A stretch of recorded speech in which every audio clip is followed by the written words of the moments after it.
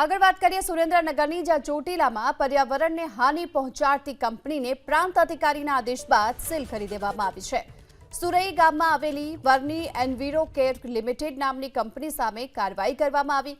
હાનિકારક રસાયણ ડમ્પિંગના કારણે આસપાસના ગામને મોટા પ્રમાણમાં નુકસાન કરતું હોવાથી આખરે આ કંપનીને જ સીલ કરી દેવામાં આવી. કંપની તરફથી હાનિકારક કેમિકલ બોરવેલ મારફતે સીધું ભૂગર્ભમાં ઉતારી દેવાતું હતું. આથી ખેતી પાકો અને ખેતીની જમીનને નુકસાન તો થઈ જ રહ્યું છે.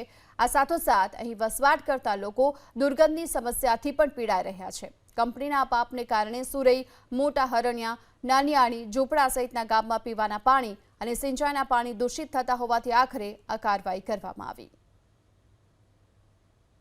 આ કંપની દ્વારા જે આજુબાજુના 7 થી 8 ગામોના જે ખેડૂતો જેમ કે સુરઈ છે, મોટા હરિયાણા છે, નાનિયાણી છે, ઝૂંપડા વગેરે ગામોની અંદર આ હાનિકારક કેમિકલ જે સિંચાઈ અને પીવાના પાણી છે, એ પીવાના પાણીની અંદર દૂષિત થવાથી ઘણી બધી આડઅસરો ઊભી થઈ છે અને મોટા પ્રમાણમાં ખેડૂતોને પાક વગેરે જેવા પાક અને પશુને નુકસાન થઈ રહ્યું છે.